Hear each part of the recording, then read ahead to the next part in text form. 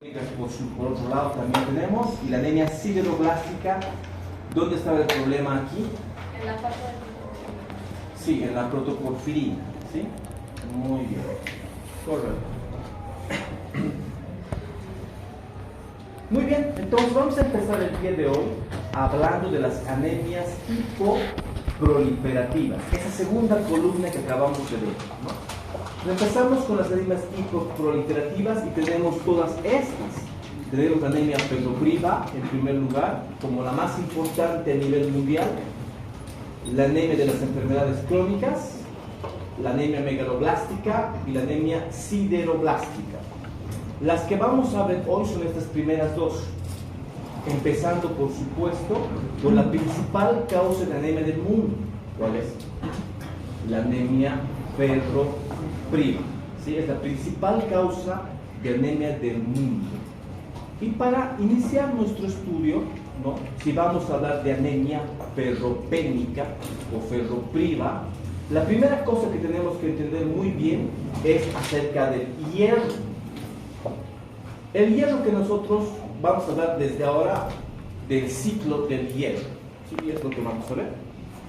Entonces, el hierro es requerido como sustrato, habíamos dicho en la anterior clase, para la formación de eritrocitos, ¿cierto? El hierro es obtenido ¿de dónde? De la dieta, de la alimentación. Muy bien, entonces, hierro es obtenido de la dieta, ¿sí? Una vez que es adquirido, es absorbido a nivel del tracto gastrointestinal, pero específicamente hay un lugar.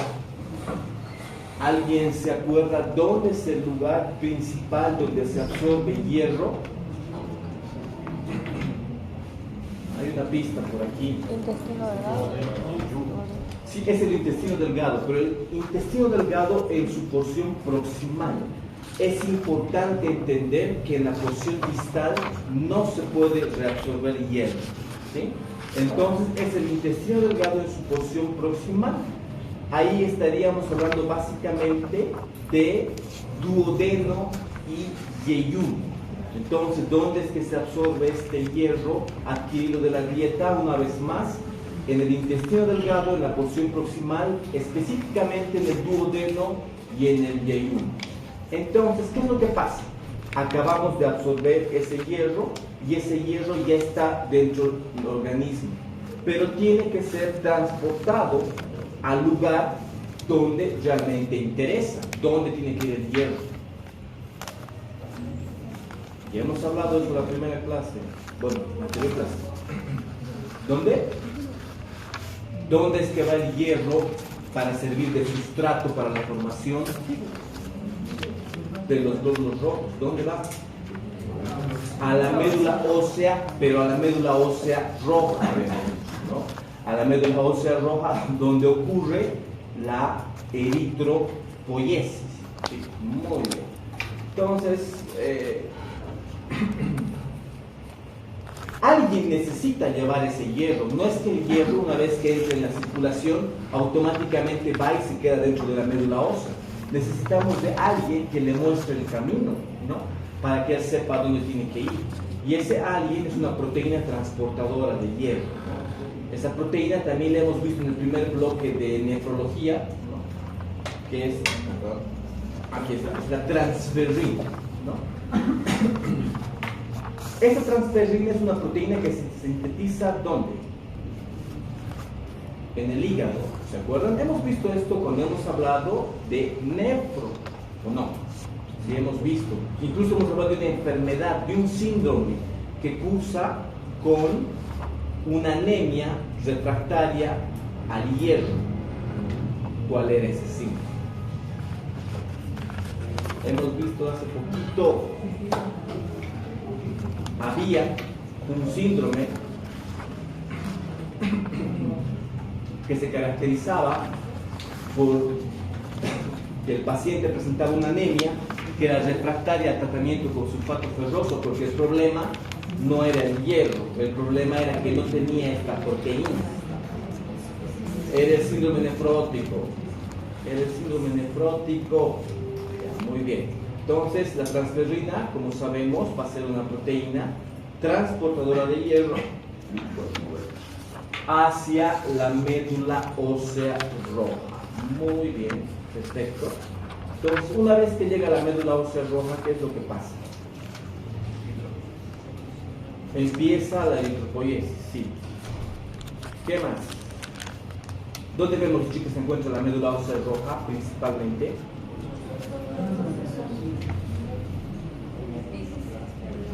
Huesos largos, ¿dónde más? Planos y sí, cartílagos, costillas, todo eso. Muy bien. Entonces, una vez que llega a la médula ósea, el hierro, ¿no?, puede cumplir recién su papel. Su papel va a ser este, participar en la producción de los eritrocitos en la eritropoiesis. Muy bien. Ahora, una vez que ocurre esto, evidentemente, esto pasa en las personas sanas, ¿no es cierto? Las personas sanas tienen niveles de transferrina adecuados. Hace un momento estábamos hablando de que hay personas que no tienen esta proteína, como las personas que tienen síndrome nefrótico. Muy bien. Entonces, estas personas no van a poder transportar el hierro y van a tener problemas, no van a desarrollar una anemia. Muy bien. Ahora,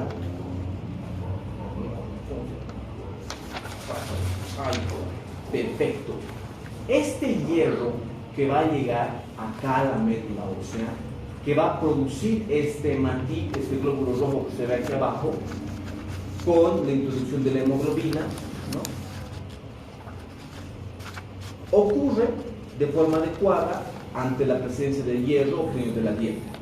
Pero no es todo el hierro que se consume para formar hematíes. Hay hierro que sobra. Hay cierta cantidad de hierro que va a sobrar. Ese hierro que se sobra, ¿qué es lo que pasa? No se elimina. De hecho, hay que entender, y ya pronto vamos a ver, que el hierro, una vez que ingresa al organismo, no se elimina mínimamente. El hierro, de manera general, no se elimina. Una vez que entra, se queda dentro, ¿ya? Entonces, el hierro excedente, todo ese hierro que sobra, ¿qué es lo que pasa? Lo que pasa es que el organismo, de forma adaptativa, preveniendo o preveyendo situaciones en las que no pueda tener esa ingesta de hierro de forma normal, lo que hace es que lo almacene en forma de ferritina. Entonces, ese hierro que llegó a la médula ósea, traído por la transferrina, tiene dos caminos.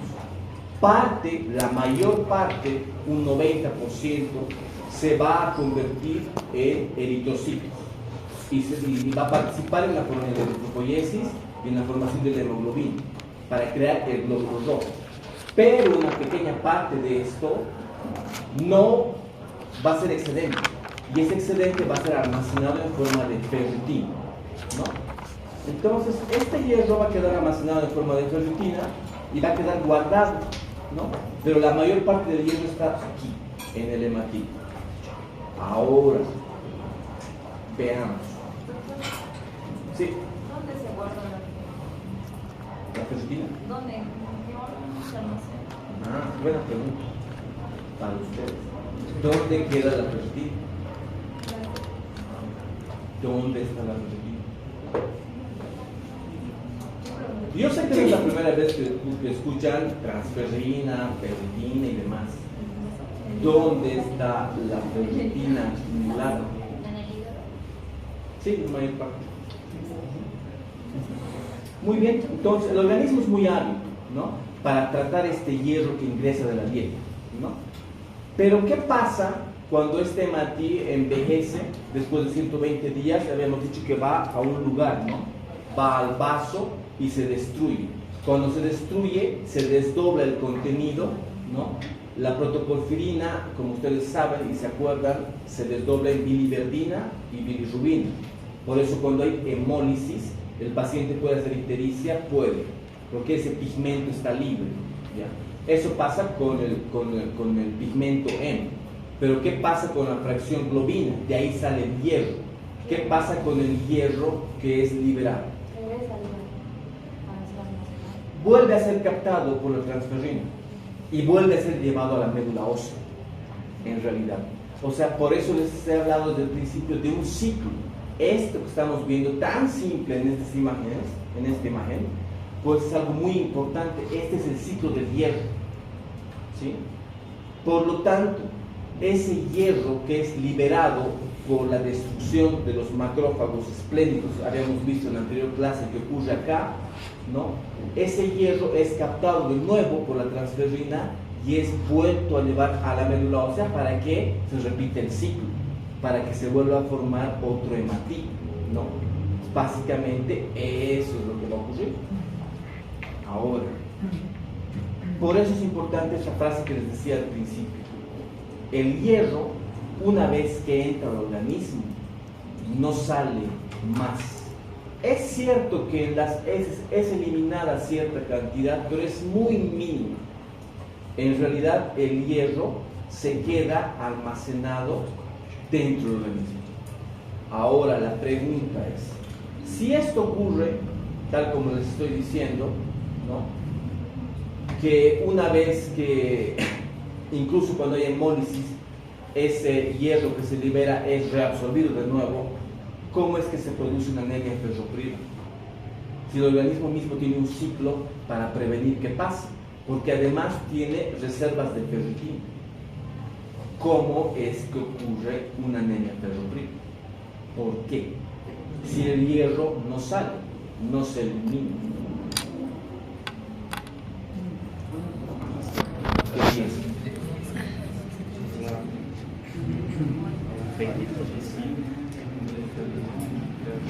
Sí, ¿no? Porque esto verde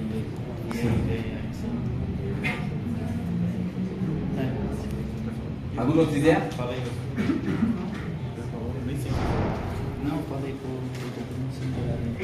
Ahí es otra cosa. El acúmulo de hierro produce una enfermedad, sí, hemocromatosis, pero no es tema de nosotros ahora. ¿Sí? Pero no estamos hablando del acúmulo, sino estamos hablando de cómo es que se produce una anemia ferropriva. Si es que existe un ciclo en el cual no eliminamos hierro, lo recaptamos y lo almacenamos en forma de ferritina. Tenemos un stock de hierro. Entonces, ¿cómo es que el paciente puede desarrollar una anemia ferropriva? Y su compañero acá ha dado la respuesta. Existe una causa principal, ¿no?, para que se desarrolle una anemia ferropénica o ferropriva. ¿Sí? La causa principal va a ser el sangrado crónico. Entonces, una anemia ferropriva se produce principalmente porque existe un sangrado crónico. Entonces, la gran causa de una anemia ferropriva es un sangrado crónico. Entonces, es un paciente que todos los días va perdiendo un poco de sangre por diferentes causas. Ahora vamos a ver cuáles son, ¿no? Pero todos los días va perdiendo cantidades pequeñas, ¿no?, de sangre y por lo tanto pierde hierro, ¿no? Aunque la cantidad sea mínima, es acumulativa, las reservas se acaban y en un determinado momento, pues el paciente tiene una carencia de hierro, ¿no? Cuando lo que realmente pasa es que cuando se pierde sangre, se pierde hierro de forma automática. Ahora, fíjense esto. Laboratorialmente, ¿cómo creen que se pueda manifestar esta circunstancia, esta situación? O primero díganme, ¿por qué mi paciente tiene un sangrado crónico?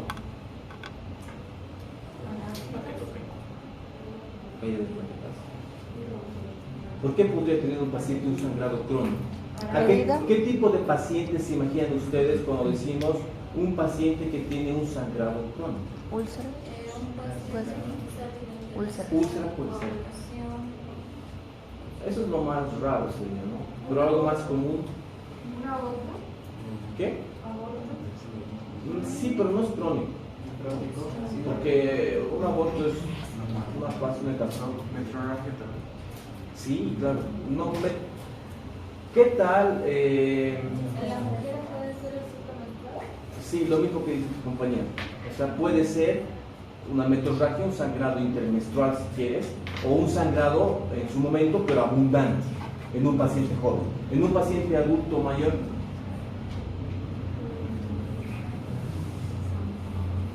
arriba de los 40 años, que hay que investigar, común, a nivel de colon, patología de colon, cáncer de colon. Ahora vamos a ver a detalle, ¿ya? Pero lo primero que quiero que quede claro es que la principal causa de una anemia ferropénica, o ferropriva, perdón, es el sangrado crónico.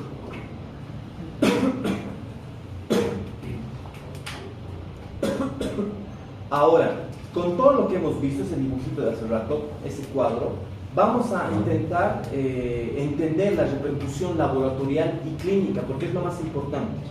Todo eso que hemos visto del ciclo del hierro, ¿no?, puede tener una repercusión laboratorial y puede tener una repercusión clínica, es lo que queremos entender ahora, ¿no? Así que vamos a empezar a ver cómo es que repercute laboratorialmente primero, ¿no?, en el paciente que tiene una anemia ferropriva. Y vamos a ver estos parámetros.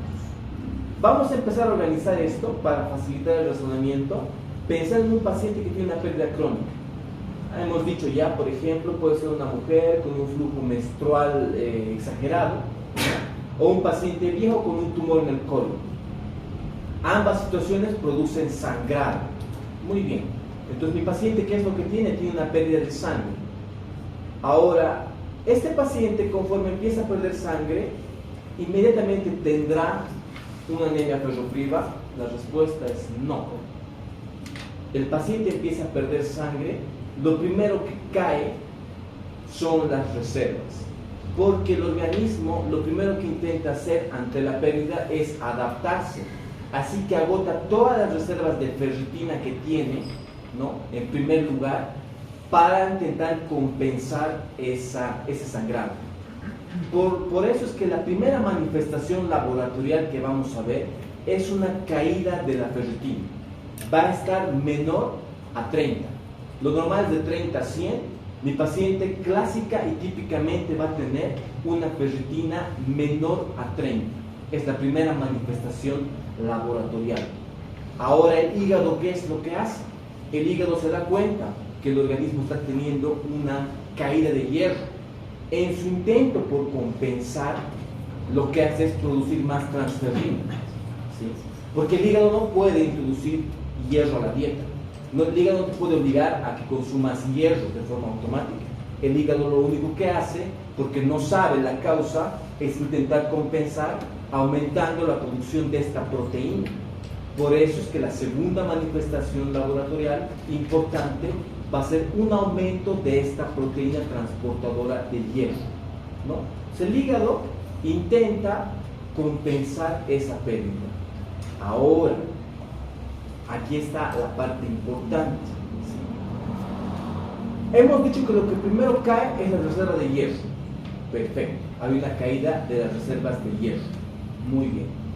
Ahora, esta ferritina que está menor a 30 va a producir que no se forme, por supuesto, glóbulos rojos, ¿no?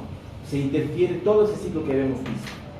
Ahora, importante aquí, cuando el hígado intenta compensar este problema, ¿sí?, va a tener este marcador importante, TIBC. ¿Alguien sabe qué es? Este marcador es más importante que la transferrina porque normalmente nosotros no dosamos la transferrina porque es un estudio caro. En lugar de dosar la transferrina, nunca van a ver, bueno, no es normal que vean en un estudio, en un perfil de hierro, dosaje de transferrina, pero sí van a encontrar este marcador que está aquí abajo. ¿Alguien sabe qué es este marcador?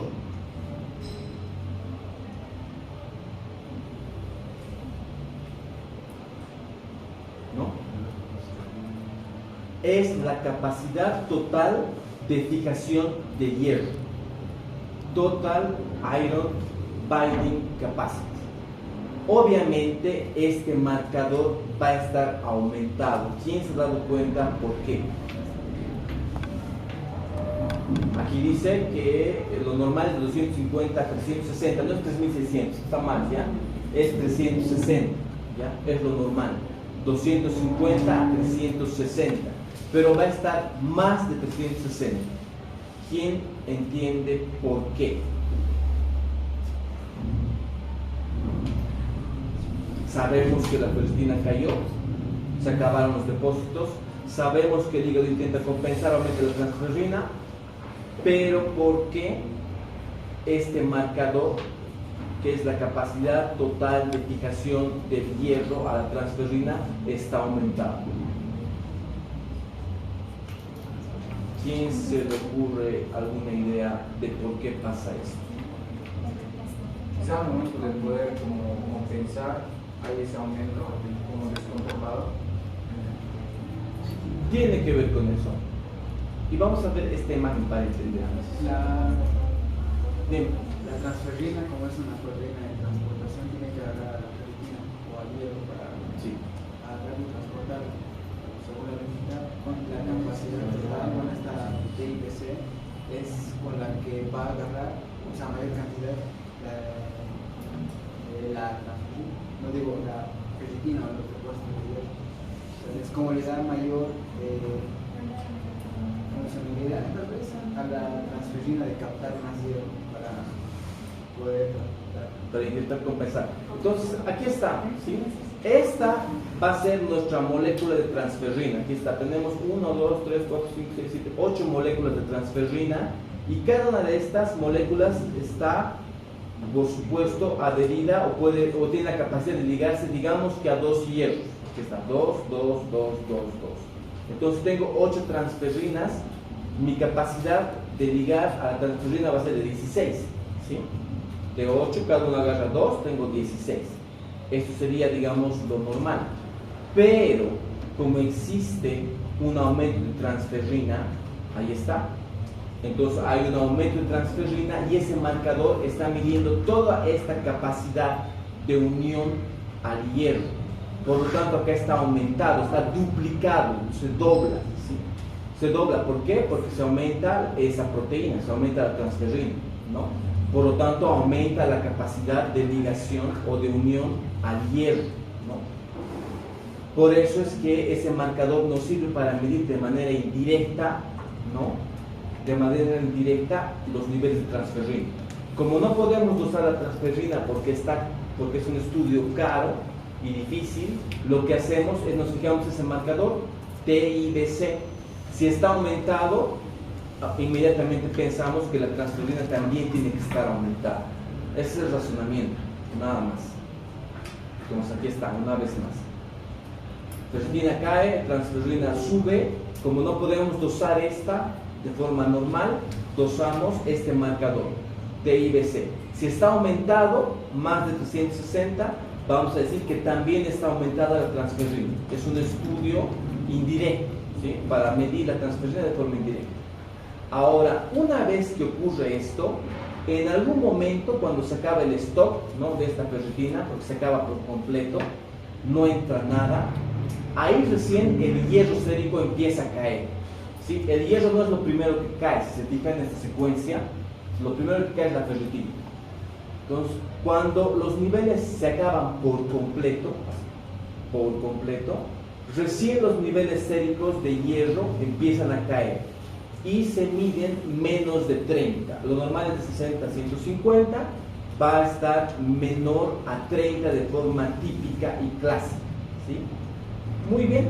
Como consecuencia, si el hierro cae, su capacidad de saturación de la transferrina también cae, porque no hay hierro que se una a esa transferrina. Por más que la transferrina esté aumentada, la saturación de transferrina cae porque no hay que hierro se pueda disponibilizar para que se une a la transferrina. Por lo tanto, va a estar menor al 10%. Lo normal va a ser de 20 a 40, en este caso va a estar menor al 10%. Muy bien. Entonces, hasta esta parte, todo lo que está aquí arriba es lo que se conoce como la cinética del hierro, ¿sí? Del 1 hasta el 3. Todo eso es la cinética del hierro, ¿ya? Muy bien. Por lo tanto, como ha caído el hierro sérico, empieza a faltar, la médula no tiene esa materia prima que era el sustrato para formar los hematíes, ¿no? Al principio es cierto, fíjense acá en el estudio de la anemia, que habíamos visto, ¿no? Con los marcadores que hemos visto en el hemograma, la anterior clase, al principio mi anemia va a ser normo-normo, porque el cuerpo intenta, el organismo intenta distribuir el poco hierro que tiene, la poca hemoglobina que tiene, en todos los eritrocitos que van a llegar a madurar. Como intenta distribuirlo de la mejor forma posible, al principio es normocítica y normocrómica.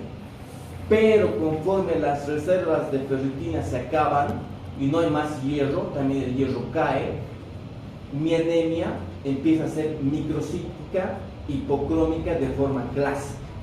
Así que la anemia ferropriva inicialmente es normo-normo, pero cuando cae por completo la ferritina, los depósitos, y cae este hierro sérico, mi anemia va a ser microcítica porque no tiene hierro, va a ser hipocrómica, ¿sí? Así conforme va avanzando el cuadro, se va a manifestar como un glóbulo o un hematique que está pequeñito y está al mismo tiempo pálido. ¿Qué era esto?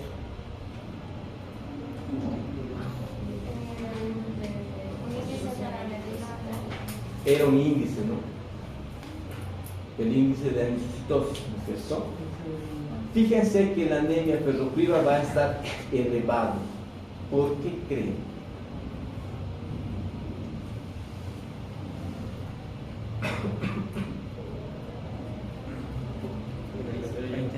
Producir más para que... ¿Producir más? Porque se van a seguir formando los hematíes, pero con la deficiencia de hierro van a tener...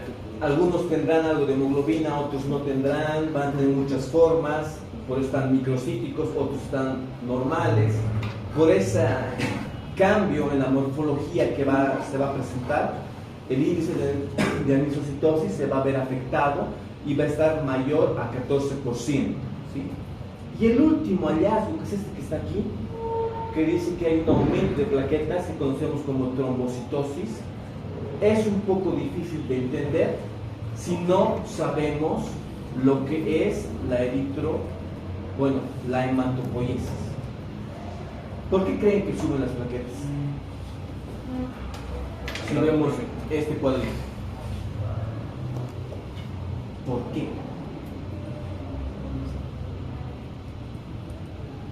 Porque no necesitan hierro para formarse. ¿Perdón? Porque aparte de la célula madre amiloide no necesita hierro para formar los plaquetas. Y la célula madre amiloide sigue siendo estimulada por la eritropoyetina. ¿Se acuerdan? La eritropoyetina es un factor que habíamos dicho que es estimulador. Su función no para en ningún momento. Entonces, si no hay sustrato para formar glóbulos rojos, ¿qué va a formar? Plaquetas. Por eso es que las plaquetas van a ir aumentando. Puede ser que mi paciente esté con 500.000 plaquetas. ¿Cuánto es normal? Hasta 450.000, digamos. Mi paciente, evidentemente, que tiene anemia ferropriva, yo puedo encontrar, no en todos por si acaso, en algún paciente puedo encontrar que tiene trombocitosis. Sus plaquetas están elevadas. ¿Qué voy a pensar? Que tiene, no sé, un tumor productor de plaquetas. Pensar eso. Porque hay tumores productores de plaquetas, ¿sí? Pero esa no es la razón. ¿Cuál era la razón? ¿Acabamos de decir? Porque sigue siendo estimulada por La razón va a ser la presencia de eritropoyetina. Entonces, mi paciente, ¿por qué es que tiene trombocitosis en mi hemograma y tiene anemia? Ya sé que tiene diagnóstico de anemia, pero ¿por qué está haciendo trombocitosis? Pues el que entiende esto ya sabe por qué. ¿Sí? Esa es la única razón. Es un detalle nada más. Ya, no estamos en nada. Listo. Ahora, ahí está, ¿no? Nuestro cuadrito. Una precisión, ¿no? Para terminar esta parte, para ver la nomenclatura. Yo les he dicho que estos tres primeros ítems que están de color verde, ¿no? En un conjunto son llamados como cinética del hierro. ¿Sí? Esto es un perfil de hierro, la cinética de hierro. Los tres primeros parámetros, ¿no? Que me ayudan a entender, como hemos visto, muchas cosas, ¿no?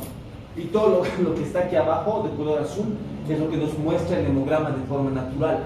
Así que si yo pido a un paciente, estoy estudiando su anemia, un hemograma, ¿voy a poder ver esto? No, el hemograma no me muestra esto nunca. Tengo que pedir un estudio específico. ¿Cuál es? O perfil de hierro. Porque si no, pues no. No es que a mi paciente, que yo sé que tiene anemia, de repente me voy a conformar con un hemograma. El hemograma no me va a decir mucho. El hemograma solo me dice esto. Nada más. ¿Sí? Pero necesito todo esto. ¿Sí? Necesito todo esto. Con todo esto recién puedo llegar a un diagnóstico de anemia ferropriva, por si acaso. Muy bien, perfecto. Entonces, con toda esa información vamos a empezar a caracterizar el cuadro clínico. ¿Cuál será el cuadro clínico de un paciente que tiene anemia ferropriva?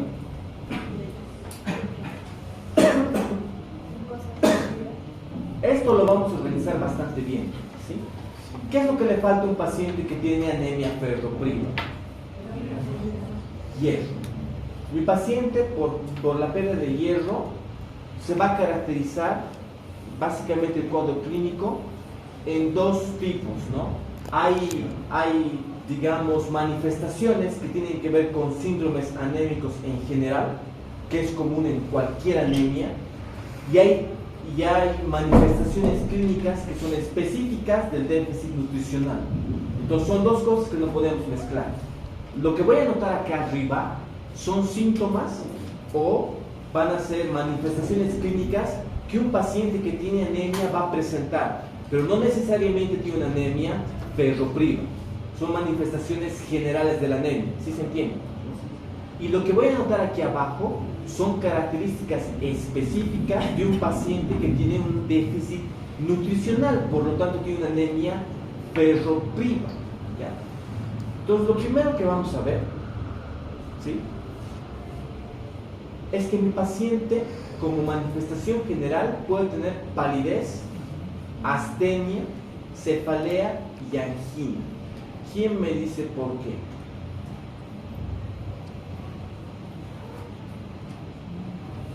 ¿Por qué mi paciente tiene palidez?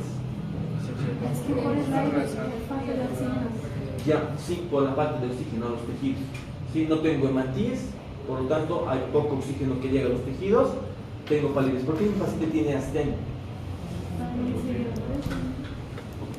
Mi paciente no tiene fuerza para contraer los músculos. Tiene astenia, tiene debilidad. ¿Por qué tiene cefalea? El déficit de oxígeno. Hipoflujo, déficit de oxígeno al cerebro. Por lo tanto, mi paciente puede tener cefalea. ¿Por qué tiene angina? ¿Qué? Trombocitosis. Creo que todo resumiría en el déficit de oxígeno. Por el déficit de oxígeno. Todo tiene que ver con el déficit de oxígeno. Entonces son manifestaciones generales, ¿no?, de cualquier anemia, ¿no?, debido en este caso a la falta de oxígeno. Ahora vamos a ver ya, manifestaciones generales también, pero ya de los déficits nutricionales, pero generales. No estamos hablando de la anemia ferropriva, sino de cualquier tipo de déficit, ¿sí? Personas que tienen glositis y queilitis angular. ¿Qué es la glositis?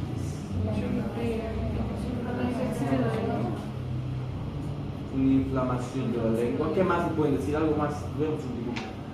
No, ahí. Ya. ¿Qué más me pueden decir? Hiperemicas y hiperpigmentadas. ¿Qué tiene esa lengua? Está inflamada. El paciente puede tener sensación de ardor en la lengua.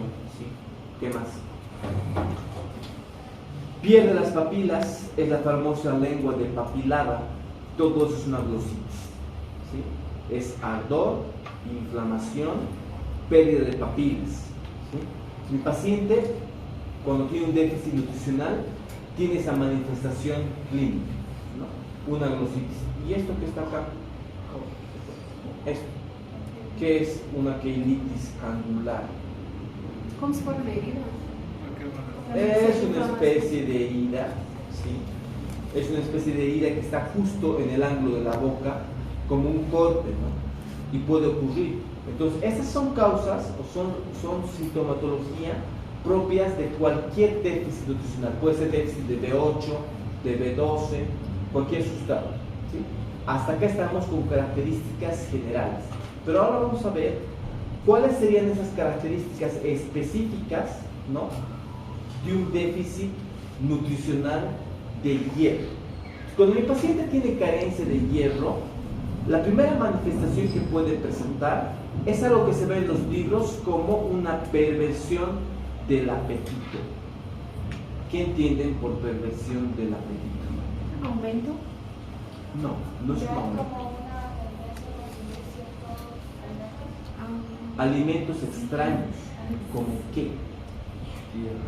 Es una necesidad compulsiva, sí, por comer tierra y también por comer hielo, ¿sí? Las dos cosas. Paciente que tiene de repente el impulso de comer tierra o hielo, tengo que pensar que tiene una anemia ferroprima. Otra alteración es a nivel de la uña, la coiloniquia. ¿Qué es la coiloniquia? ¿Qué es? Es hundimiento, la concavidad. Sí, es esta depresión con cavidad a nivel de la uña, ¿no? Entonces, esta depresión se conoce como coiloniquia, también es una manifestación específica de una anemia ferroprima. ¿Qué más? Aquí dice disfagia, síndrome de Plummer-Vinson. ¿Qué es?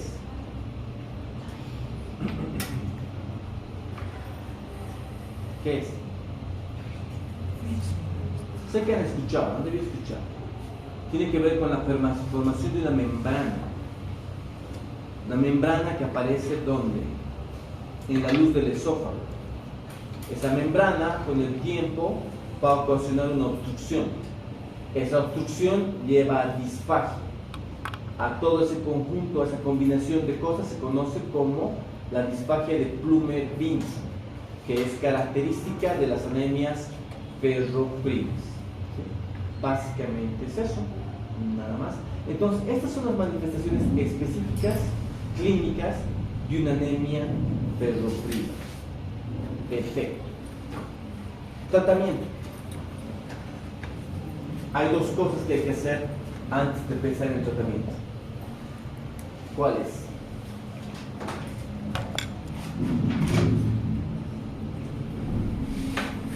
¿Cuál sería? ¿Qué es lo primero que tendríamos que hacer? Tratar de compensar la sangre perdida. La sangre. No, lo primero que tenemos que hacer es investigar la causa, ¿no? Porque una puede ser los sangrados, pero también puede haber otras causas, ¿no? Acá les he resumido las causas más importantes tanto en niños como en adultos.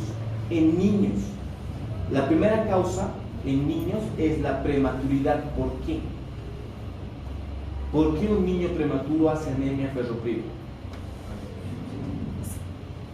¿Por qué no sirve la flora bacteriana? La flora bacteriana.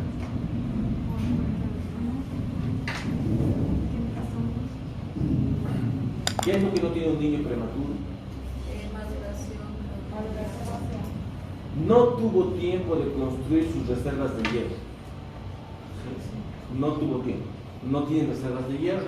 Por lo tanto, un niño prematuro tiene, por supuesto, una alta probabilidad de hacer una anemia ferroprima. Suspensión de la lactancia. ¿Por qué? ¿Por qué? Quiere decir esto que los niños que suspenden la lactancia de forma precoz tienen riesgo mayor. Es cierto que nosotros a partir de los 3 meses empezamos la suplementación de hierro, eso no lo saben todavía, pero cuando lleguen pediatría van a ver que a partir de los 3 meses estamos obligados a dar hierro, ¿no?, al niño, por más que continúe con la lactancia, como profilaxis de anemia ferroprima. ¿Por qué? ¿Qué pasa si un niño se le suspende la lactancia, se le cambia por leche de vaca, por ejemplo? No leche materna, sí leche de vaca. ¿Los anticuerpos? ¿Los anticuerpos? Pero los anticuerpos de la leche materna sí, pero ¿qué pasa con el hierro? ¿Qué decías por ahí?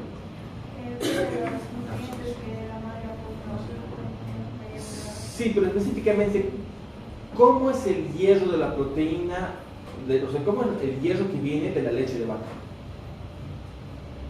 ¿Pasteurizada? ¿Cómo es? Es distinto, no es igual. Pues, Es más pesado. Es más pesado.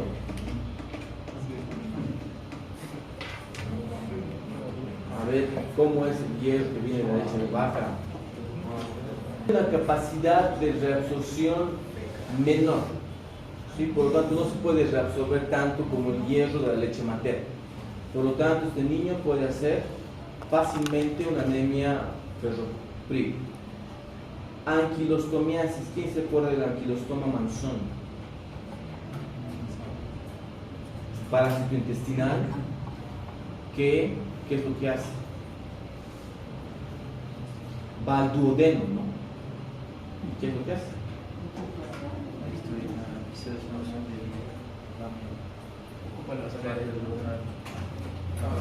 Ocupa la mucosa, pero ¿qué es lo que hace? Consume sangre.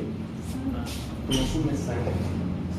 Si son hematófagos. Si consume sangre, pues evidentemente este niño va a ser anemia ferropriva. Adultos, primera causa, embarazo. ¿Por qué? ¿Qué es lo que pasa en el embarazo? Existe una anemia maternal. Pero la distribución de la cantidad de sangre sigue siendo la misma, pero se distribuye a otro cuerpo. La mujer embarazada tiene que cubrir las necesidades del producto de la concepción. Entonces redirige ahí la mayor parte del flujo sanguíneo a través de la placenta, ¿no? La mamá por eso tiene que tomar suplementos. Hipermenorrea, ya hemos hablado, ¿no? Es el hiperflujo, ¿no? Mala absorción como la enfermedad celíaca. ¿Por qué? ¿Por qué? La enfermedad celíaca cursa con un síndrome de mala absorción. Si hay mala absorción de hierro, evidentemente voy a hacer una anemia ferropriva. Y finalmente la principal causa, aunque esté el último, por si acaso, la principal causa de anemia ferropriva a nivel mundial es la pérdida crónica de sangre, ¿sí? Por el tracto gastrointestinal. Ahora,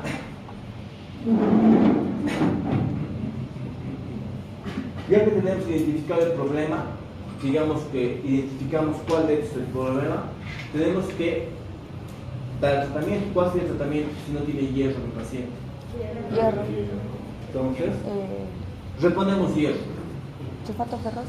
Tenemos sulfato ferroso en forma de comprimido que tiene solamente un 20% de hierro elemental. Explíqueme, ¿qué es el hierro elemental? ¿Qué es? Porque un comprimido puede venir de 300, pero de esos 300 solamente 20% es hierro elemental, que es el hierro útil, ¿no? El absorbible. ¿Cuánto sería entonces? De 300, ¿cuánto es hierro elemental? 60. Las matemáticas se van a perseguir. Ustedes van a pensar que van a escapar de las matemáticas. No. Tienen que saber igual matemáticas. Entonces aquí está. Tengo que reponer hierro. Los comprimidos pueden venir de 300, pero tengo que saber que de todo ese comprimido solamente el 20% que tiene es hierro elemental, el hierro útil. Lo primero que voy a pensar entonces va a ser en que tengo una dosis. A esa dosis tengo que esperar una respuesta, luego los niveles se van a normalizar y tengo que establecer una duración del tratamiento, ¿no? Esta secuencia de pasos es muy importante. Ahora, hablando, digamos, empezando por la dosis, ¿no? A ver, ahí está. La dosis de reposición tiene que estar en ese rango, entre 120 y 200 miligramos día de hierro elemental, no de hierro total, de hierro elemental. ¿Qué tengo que leer en mi comprimido? ¿Cuánto de hierro elemental tiene? Y el rango que tengo que manejar es de 120 a 200 que tengo que reponerle al día, ¿ya? Ahora, si mi comprimido es de 300, su compañero ya ha dicho bien, lo que tiene es 60. Esos 60 miligramos tengo que darle en 3 o 4 tomas. Si le doy 4 tomas de 60, ¿cuánto ingiere? ¿Cuánto? Si le doy 4 tomas de 60. Ya, si le doy 3. Ya, sigo dentro de este rango. Entonces, ese es el rango que tengo que manejar para reponer sulfato ferroso en base al hierro elemental. En niños siempre manejamos kilo peso. Entonces 3 a 5 miligramos kilo peso día, igual dividido en 3 o 4 tomas. ¿Ya? 3 o 4 tomas. Y lo principal es fijarme cuánto de hierro elemental. Después que yo hago esto, esta reposición de hierro, tengo que esperar, por supuesto, una respuesta. Mi paciente, una vez que tiene de nuevo el hierro que no tenía, va a empezar a normalizar sus niveles. ¿Cómo yo puedo medir la respuesta? Y eso quiero que me digan pensando en el cuadro del hemograma que hemos visto. ¿Cómo investigábamos la anemia? Cinética del hierro. ¿Disminuía qué? Lo primero que disminuía eran los reticulocitos, ¿no? ¿Se acuerdan del hemograma? Eran los reticulocitos, era menor al 2%. Por lo tanto, ¿cómo yo investigo si mi tratamiento está haciendo efecto? Tengo que ver los reticulocitos. A los 3 o 4 días ya empieza a normalizarse esto, por si acaso. Lo primero que se va a normalizar no es la hemoglobina, ni nada. Lo primero que se va a normalizar es esta producción. Estaba hipoproliferativa, ¿no? La médula ósea, con reticulocitos menos del 2%. Si mi tratamiento es correcto, los reticulocitos van a empezar a aumentar y estar en sus valores normales. Entonces, el primer parámetro que voy a utilizar para medir la respuesta va a ser el dosaje de reticulocitos. Entonces, es lo primero y lo que más me importa. Con esto yo puedo decir que estoy revirtiendo la anemia, ¿ya? Ahora, ¿en cuánto tiempo va a tardar en normalizarse? ¿Creen ustedes? Todos, los demás, todos. 6 meses. ¿Un año? 6 meses? 6 meses o un año? 3 meses. ¿O un año? ¿Por qué 14 y por qué 3? 3 meses. ¿Y por qué Porque los 14? índices Sí, el 17 de días ya están regulados. ¿Por qué? Ya está regularizando, ¿no? En 14 días, pero dice que... No, los reticulocitos nomás empiezan, pero tan rápido todo no se va a volver normal. ¿Por qué dices 3 meses? porque los hematíes ya formados van a morir a los 120 días. Y entonces van a formar nuevos. Si con el índice RW bajo, normal, entonces la evaluación es como el último factor. ¿Pero por qué piensas que tardaría más o menos 3 meses? 120 días de la vida útil de hematía. El parámetro que usamos está cerca, es más o menos 2 meses. ¿Sí? Más o menos 2 meses, cuando se inicia el tratamiento, yo le puedo pedir un hemograma, ¿no? Los reticulocitos en una semana ya van a estar mejorando todo, pero en 2 meses ya voy a ver la normalización del hemograma, va a ir mejorando. Ahora, una vez que yo veo esa normalización, ¿qué hago con mi tratamiento? Entonces, ¿cuánto dura mi tratamiento? ¿Cuánto tengo que mantener? 2 meses. ¿Cuánto? ¿Por qué?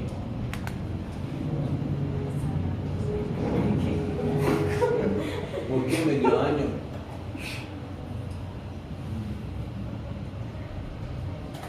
O sea, a la semana los reticulocitos ya están funcionando. A los 2 meses están normalizando mi hemograma. Hasta que se soluciona el problema, pensar por qué se está generando la anemia. ¿Cuánto? No sé. En el caso del embarazo, 9 meses. No sé. ¿Quién ha dicho medio año? ¿Por qué? Quiero saber. ¿Qué han hecho medio año? Es que sí es medio año. ¿Por qué? No sé. Yo lo dije porque ¿Por qué? Quiero una respuesta, piensen.